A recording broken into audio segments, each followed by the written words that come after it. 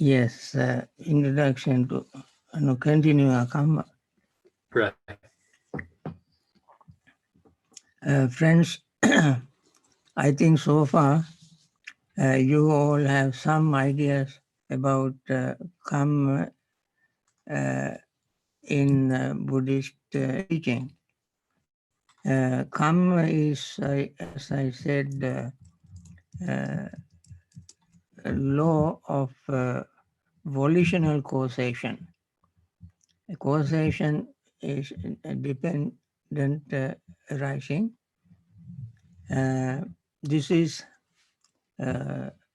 exactly the same as the word dependent origination. In both, we see how cause produces its respective results. Also, I mentioned Kamma, as Buddha mentioned, I just repeated, Kamma is volitional activity. Kamma also is not something passive, but it is active. Nor is it pessimistic or pure optimistic, but it is realistic way of things happen.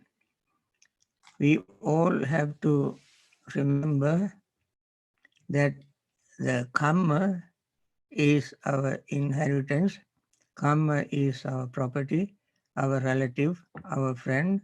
Whatever karma we commit, wholesome or unwholesome, we are the owners of that. We are totally responsible for what we think, what we say, and what we do. We cannot pass the bucket to somebody else and say, this is not my responsibility, I did not do this, so and so started, I just ended, and like that we cannot say. When we commit something, we must be psychologically, physically strong enough to be honest and sincere, to accept our responsibility. And this is a very wonderful teaching of taking responsibility. Therefore, it is very dynamic, practical system, practical way of understanding the truth or the Dhamma. Then,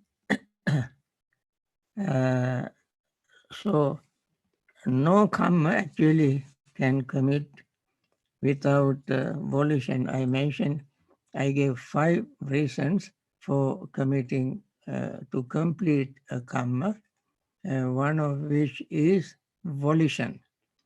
Even if all other conditions are fulfilled, complete, if there is no volition, that is not karma. I mentioned an example about killing an animal. Suppose I gave also extended my simile example by using a rock and you threw and landed it on an animal, that animal died and so on. But suppose you had a fight with somebody. You may be totally innocent, but somebody would be attacking you physically. Then in self-defense, you also begin to attack. But somehow your attack or your blow was landed on the vital part of the other person's body. And that was so fatal, he would die. And you would be sued in criminal court for killing that person. But you can prove maybe by yourself or through your lawyers, you can prove that you did not have an intention to kill him. You simply, out of self-defense, uh, you hit the person and he died. Your intention was not to kill him, and you really regret that he died. So the verdict would be, as I heard in the criminal court in any civilized country, that the verdict will be culpable homicide not amounting to murder. That means you will not be punished for capital offense by killing. You will be punished uh, by jailing and so forth for a certain period of time and then released from the jail. Similarly, when Kamma is committed, if the intention is not there to do, but some side effects, side results will be there, and that would be minor and uh, will not be major Kamma. Therefore, that we have to understand uh, when we commit a Kamma. There are, in Samyutta Nikaya, Buddha said there's a discourse called Chetana Sutta. Chetana Sutta means the discourse on thoughts. In that discourse, Buddha said, when one thinks and deliberate or has underlying tendency called anusaya. Chinteti pakapeti anusayati. Chinteti think, pakapeti deliberates, anusayati having underlying tendency. And then Buddha said, Chinteti aramanangoti vinyana sapantiktaya. And this becomes the what you call foundation or the object. Aramana means hanging on, or for the consciousness to hold on to, be the thought, deliberation, or underlying tendency. When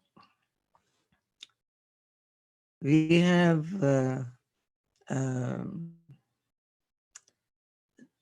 in this consciousness become the seed, karma becomes the field, desire becomes the moisture. This is how Buddha said. Kammang kettang vinyanang bijang tanna sineho. Ketta means field. So consciousness becomes the seed because I mentioned in dependent origination, I have not explained in detail, Nama Rupa. In the Nama, there are contact, feeling, what do you call it? Perception, thought, and intention. Now, intention is there, feeling is there, thought is there, and contact is there, and the consciousness is present in all these. For instance, when feeling arises, consciousness is there. When perception is there, consciousness is there. When the thought arises, consciousness is there. When attention is there, consciousness is there. So, in the feeling, perception, thought, volitional formation, and contact, in all these, consciousness is there. And therefore, consciousness is the seed to make all these four activate. But with the consciousness and these other five uh, mentality factors don't work together to make it a karma without greed. That is called sineha, water. When you plant something, it needs water. Similarly, in the committing karma, desire is there. And desire is there. And definitely when the desire is there, ignorance also is there. Now you can see all these come together one cluster to make something a karma. Now, uh, I think I continue this after morning meditation, and there I will explain it even more detail as clearly as possible. Now let us begin with the uh, practice of metta, and that is a very wonderful way of the best way to start the day, so that we all feel very comfortable, very happy that we started our day with this wonderful, pure, noble thought. And let us begin. May all beings be happy and secure. May all beings have happy minds. Whatever living beings there may be, without exception, weak or strong, long, large, medium, short, subtle or gross, visible or invisible, living near or far, born or coming to birth, may all beings have happy minds. Let no one deceive another, nor hurt anyone anywhere, neither from anger nor ill will should anyone wish harm to another. As a mother would risk her own life to protect her only child, even so towards all living beings, one should cultivate a boundless heart. One should cultivate for all the world a heart of boundless loving friendliness, above, below, and around, unobstructed, without hate or resentment, whether standing, walking, sitting, lying down, or whenever awake. One should develop this mindfulness. This is called divinely dwelling here, not falling into erroneous views, but virtuous and endowed with vision, removing desires for sensual pleasures. One comes never again to birth in the womb. This is the mind cleansing recital. When we practice this and we want to pervade our metta all around the universe in all 10 directions without any reservation and with clean, sincere state of mind, wish, we recite this metta recital, and we want to know that there are so many people suffering all over the world, particularly because of this virus, and therefore we all want to join together with one mind, one heart, one intention to help these people with our strong, powerful, pure metta thought.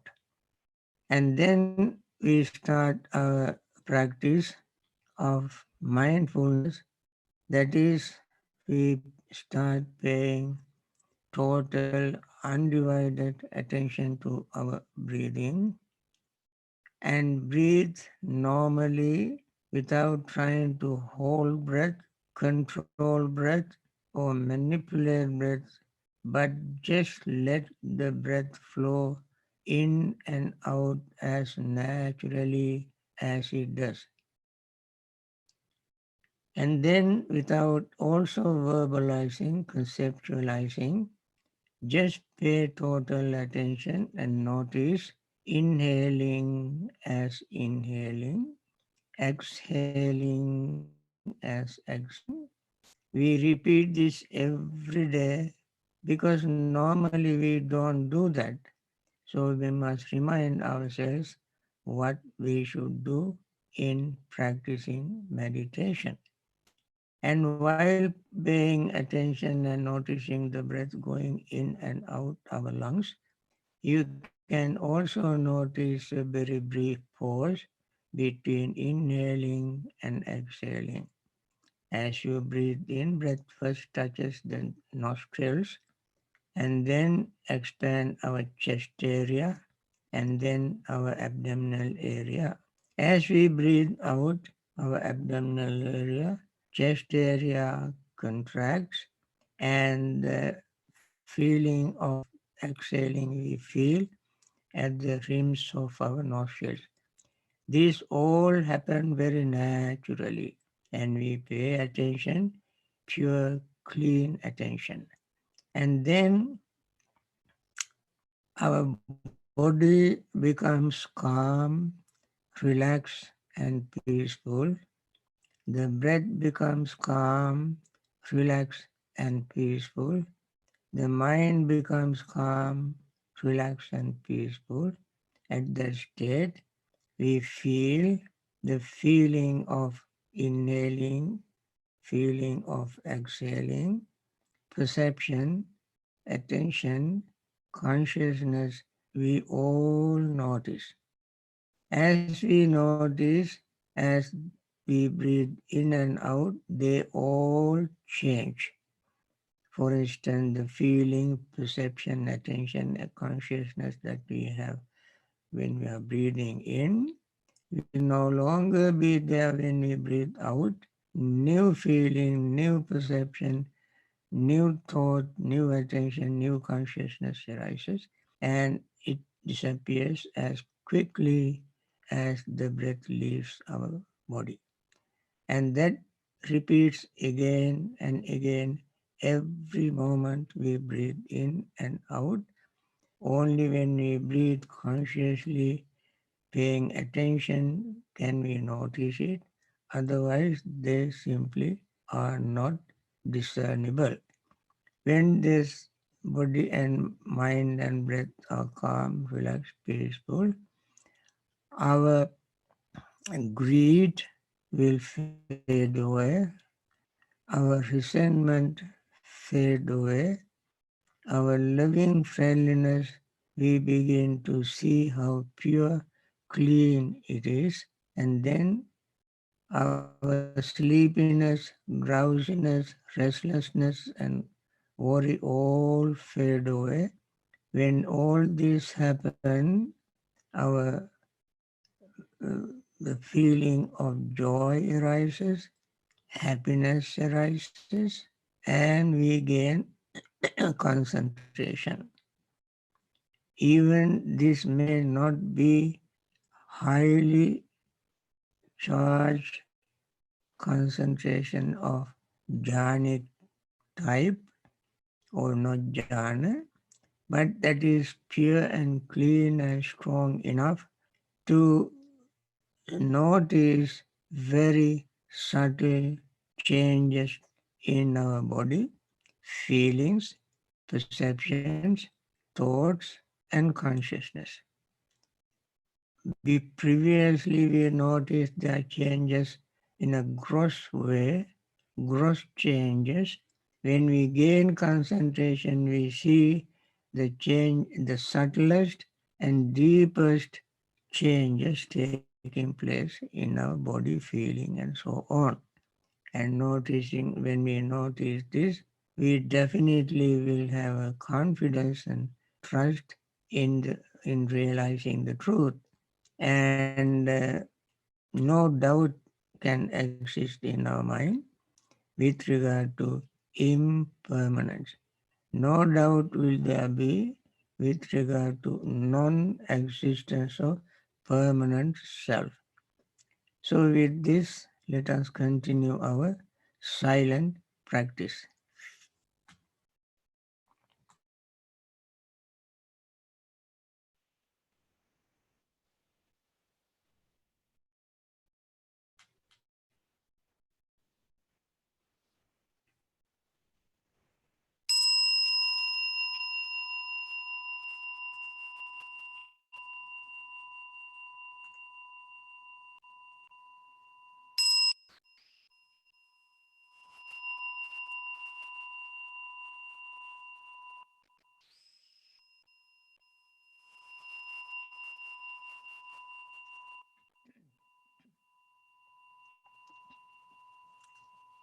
dukkha patta ca niddukkha, bhaya patta ca nibhaya, soka patta ca nissoka, hontu sabbe pipanino. May the suffering be free from suffering. May the fear struck be free from fear. May the grieving be free from grief. So too may all beings be. Friends, once again, I want to wish all those who are in pain, suffering from this COVID-19, and those who have lost their relatives, friends, are in pain and grieving, mourning,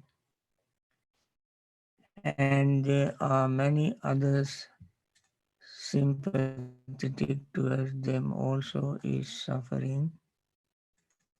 We want to use our very strong metta thought that we in cultivated together as one body, one mind, with one intention, that is to wish all these persons to be free from pain, suffering, and return to their normal life and live long with very good health.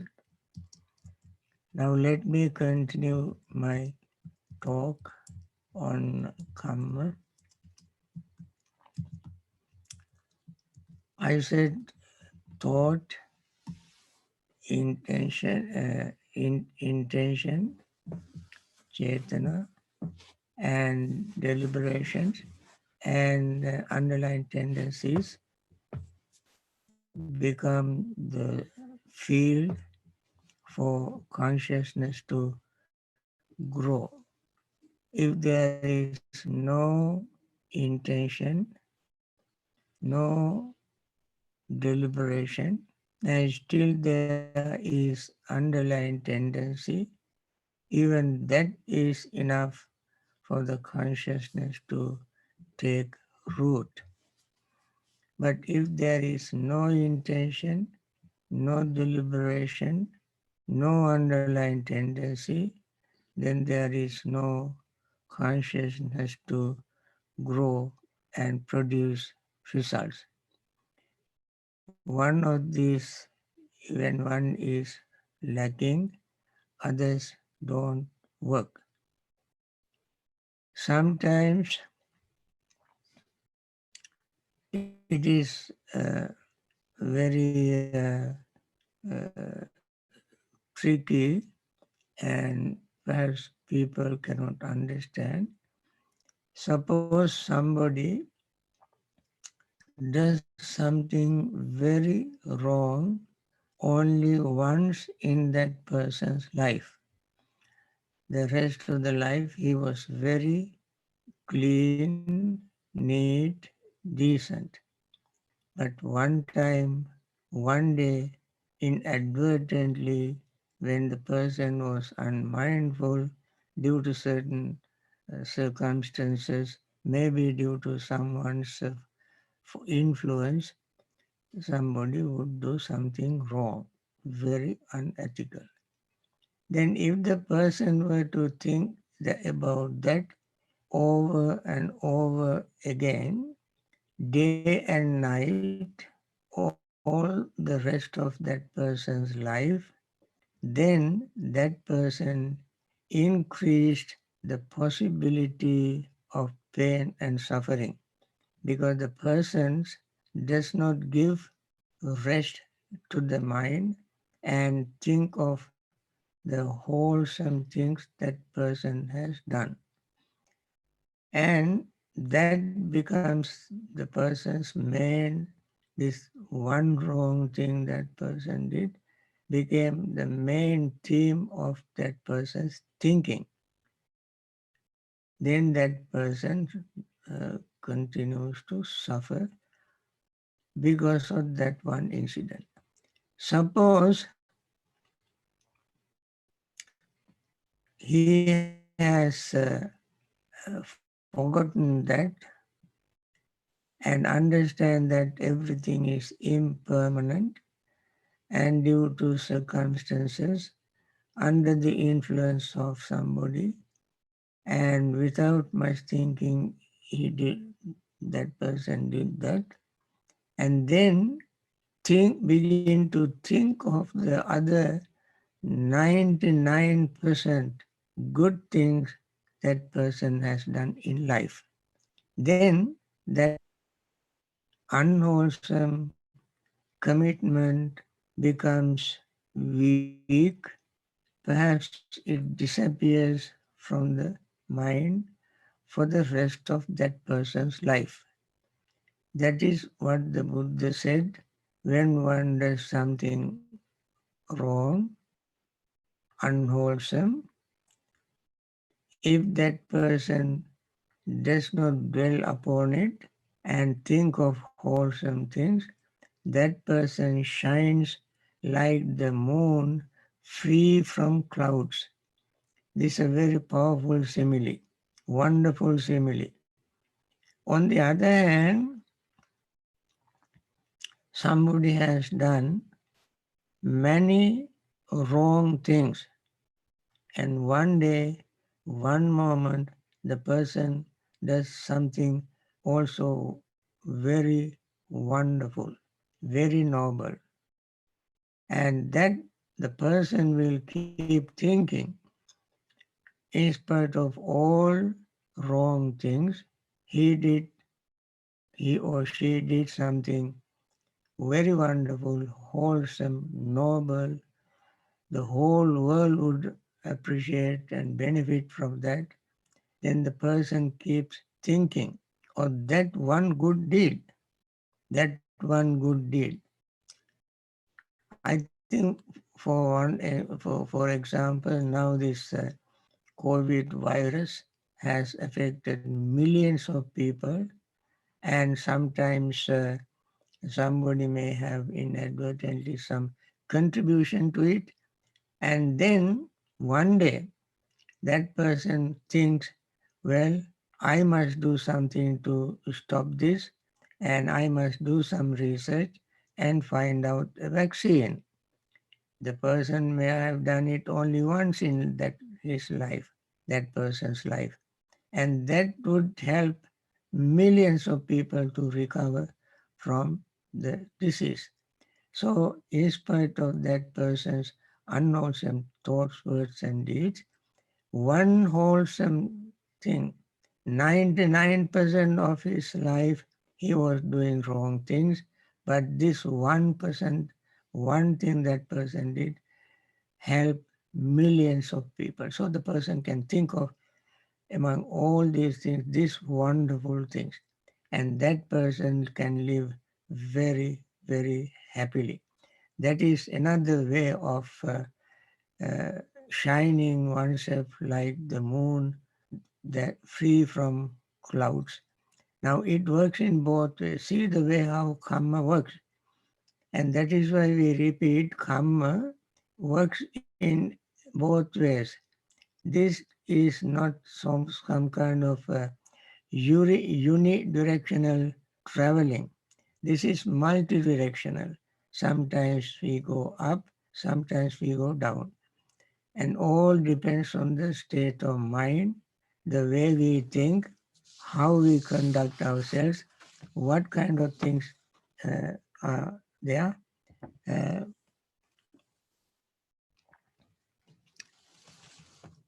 and therefore, when we think of karma, we should not think that all happened due to karma, or no, nothing happens due to karma.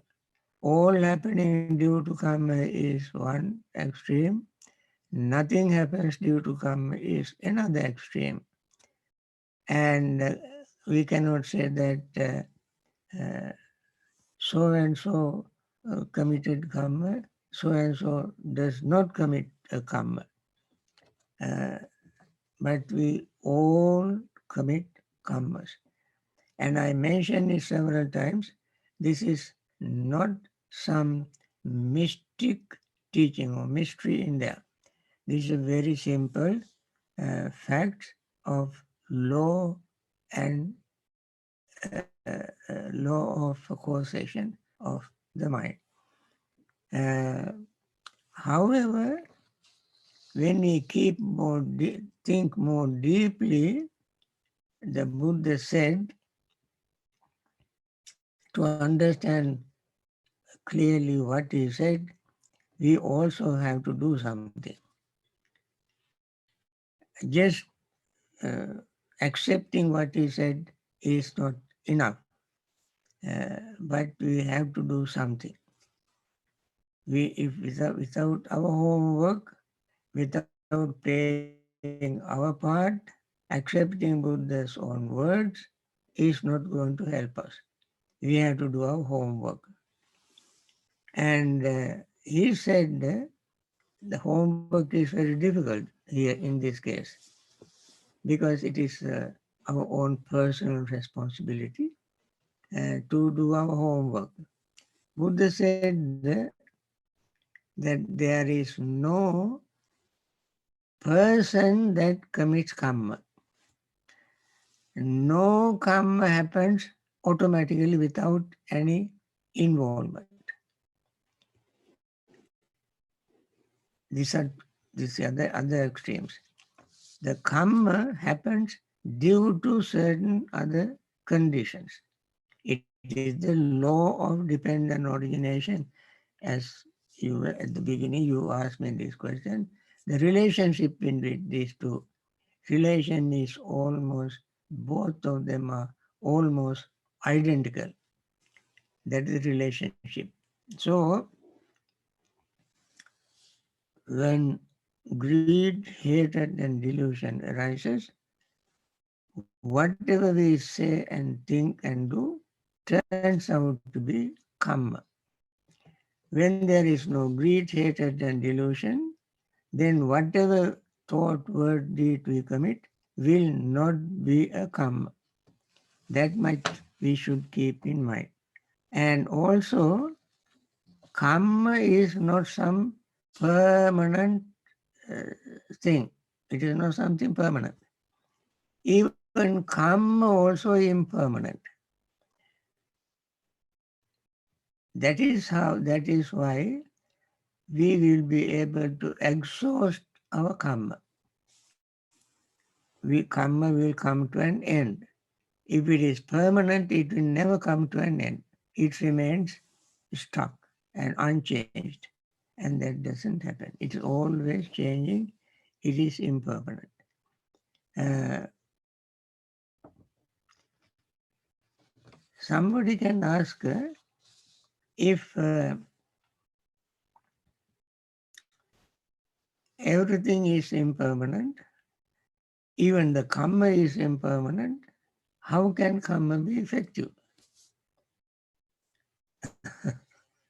It is purely because of their impermanent. They can become effective as long as other factors exist. So all the factors must come to an end in order to end karma. And it is very 100% personal, individual. Sometimes people ask, is there any collective karma? Collective karma. For instance, somebody can say this virus is spread and many people get affected, many people die. They can ask, are all these people who die now, uh, they die because of their own karma or somebody else's karma?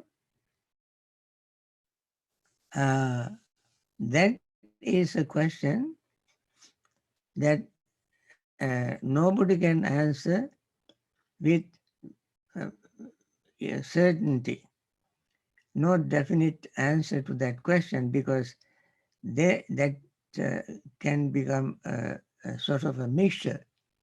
Some may be due to karma, some may not.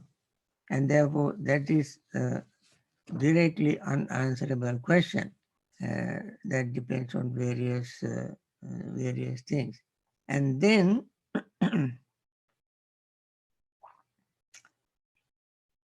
the way how karma operate, the time of operating karma. Some karmas produce their results in this very life, and perhaps it may end right there. Some heavy karmas affect in this life, produce results, and that carries over even to uh, following lives. Now, there is another category of karma that does not produce results in this life, but it produces its results in the next life, immediately after this life. Then there is another karma, it becomes effective, uh, become effective, produce results in any time in samsaric existence, any time in life, samsara.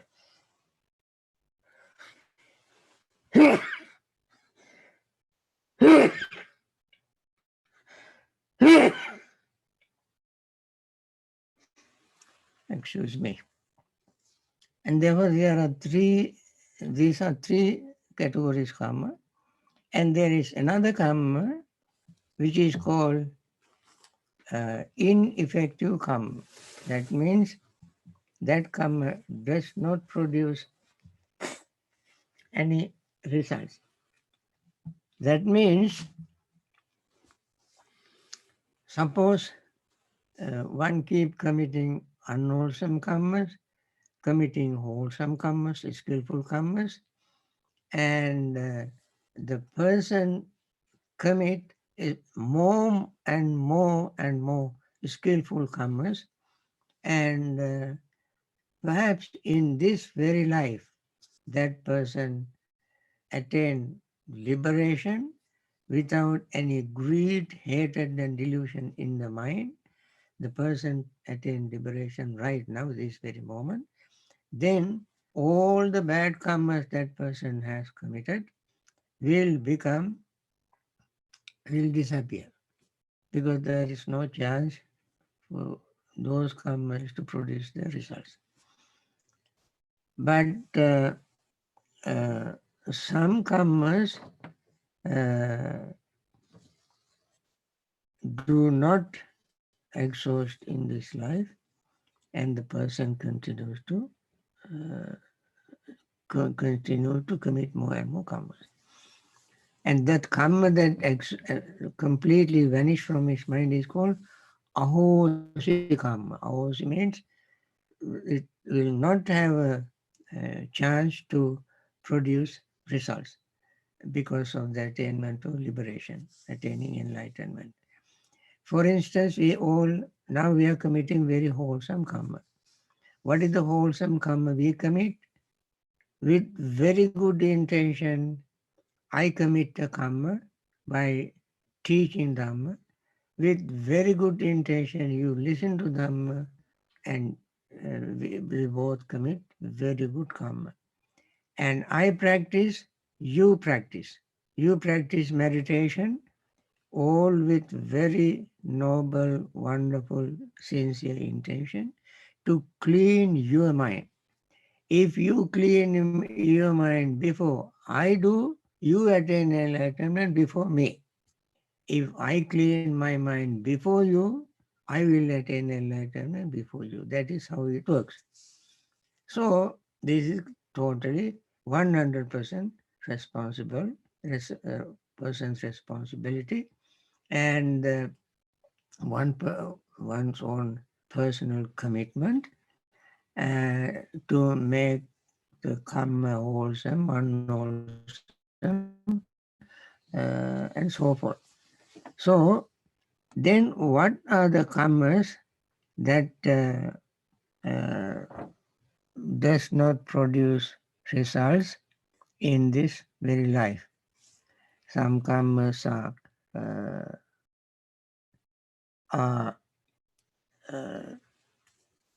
not produce results in this very life, some are produced in the future lives, and now come. So, uh,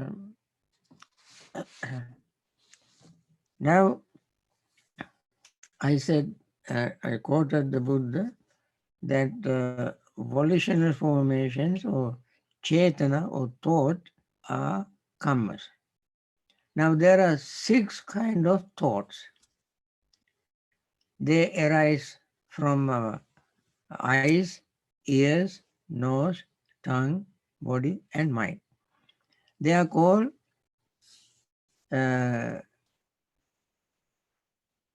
Rupa Sanchetana. Rupa Sanchetana. The meaning, when the eye consciousness arise, come together, contact consciousness, eye and visual objects come together, consciousness arise. When these 3 work together, at the same time, contact arises. As soon as contact arises, along with the contact, feeling arises. When feeling arises, the perception arises. What is the perception? Perception of the object. And therefore it is called Rupa Sanchetana. Rupa Sanchetana. I mentioned Sanchetana is Kamma. Now, depending on the Rupa that the eye saw, Kamma machine begins to operate. Because the thought of the object. If the object happens to be pleasant, pleasant sensation arises, pleasant perception arises, pleasant thinking arises, and all these pleasant thought, sensation, consciousness, all this have underlying tendency of greed. Now, as I mentioned earlier, greed becomes the uh, source or field for consciousness to take root. Now, underlying tendency, anusaya. Now, that is enough for us to repeat our karma because all the necessary conditions are there for us to have a thought. What kind of thought? Thought of greed, thought of hatred, thought of delusion, thought of jealousy, fear, worry, anxiety, and so forth. When the mind is cluttered with these things, our thought, words, deed are not very clear. And then we commit whatever we say or do and think with this influence become our unwholesome karma. However, at that very moment, if we remain mindful and see this, the whole process, the, the eye, visual objects, consciousness, contact, feeling, all are impermanent. And the object that we saw also is impermanent. And Buddha mentioned this very clearly in Samyutta Nikaya. Either when body exists, kaya vasati, kaya sanchetana hetu, uppajji ajjata sukha dukkham, avijja paccayava, meaning when the body exists, depending on the way we think of the body, consciousness exists, And all this happens depending on our ignorance. Ajjata sukha dukkam. Inner pleasure and pain arises when we see an object. And then we don't think that eyes, object, consciousness, feeling, perception, thought, and all are impermanent. All this mindfulness or impermanent completely vanish from our mind. There's no mindfulness. And so, and why that happens? Because ignorance is working underneath of all of them. That is why we mentioned in the dependent origination, depending on ignorance, volitional formations arises. Now you can see how depending on ignorance, volitional formations arise. Now we forget impermanence. Forget impermanence. As I mentioned yesterday, impermanence is the only thing that does not have a counterpart. When counterpart is, when there is black, there is white. When there is high and there is low. When there is big, something small. And so forth, this duality exists. But for impermanence, there is no another counterpart. Impermanence stands by itself. There's, if there is an object, it is impermanent. And that very basic, fundamental, universal truth we completely forget because of our unmindfulness. So when Rupa Sanchetana or thought of the form arises in our mind, if this mechanism of mindfulness operates, then the chances of committing unwholesome karma will be very, very slim. Very slim. We may commit a karma, but that will not be unwholesome karma. And whatever karma we commit, even wholesome karmas, can be has ignorance as the root. Why? As I mentioned yesterday, in wholesome karmas have two sides, kusala karma and punya karma. If mindfulness is not intervened, any punya karma we can keep continue doing again and again, and without shortening our samsaric suffering. When mindfulness intervene and come to our rescue, then we commit wholesome karma, skillful karma, depending on that object. How can we do that? See, this eyes, the object, feeling, perceptions, and all this, all are impermanent. That mindfulness does not arise in our mind if we are not mindful. If we are not mindful. And therefore, if we have mindfulness at that moment, our karma is wholesome karma. That is why meditation is called wholesome, skillful karma. Why? In meditation, as we keep paying total attention to whatever is happening in our mind and body, we see them all incessantly changing, all impermanent. When we see that, our mind remains very balanced or equanimous. Equanimous. In Indriya Bhavana Sutta, Buddha mentioned this very clearly, but that's a long sutta, but some other times I can explain that whenever such mental phenomena arises, if we maintain mindfulness, we can bring mind to balanced, equanimous state without falling into one extreme or the other, and continue our awareness of dependent origination and our karma, causes and conditions. And we see now, when the mind becomes very clear, we see the relationship between cause and effect. when and we automatically we see when this arises. When greed arises, pain arises. When generosity arises, happiness arises. And so forth. We can see this. We can see this happening.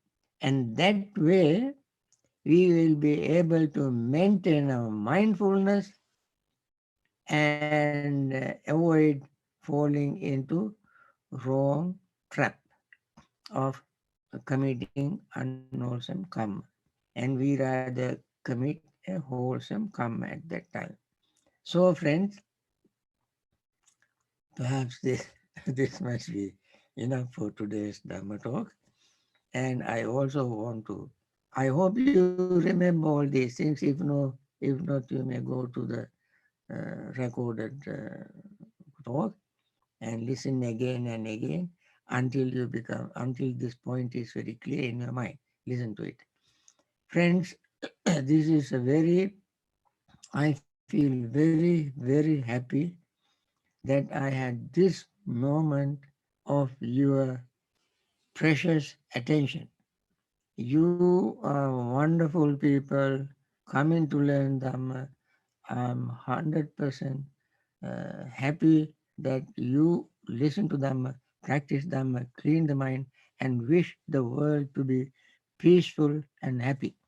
Especially this time when so many people are suffering, we all must try to develop our own mental state, very sincere heart, as one unit, one body, one mind, one intention, to wish all these suffering beings to be free from suffering and attain liberation. May they all come back to their normal life, and all those who have been helping them in many different ways. Even my friend who is helping me to do all this is contributing an enormous amount of uh, uh, effort, time, energy, skill, and so forth to make this work. Without him, I cannot do this. Including him, all of us are together committing one wholesome karma to wish all of them to be free from suffering and attain liberation. I wish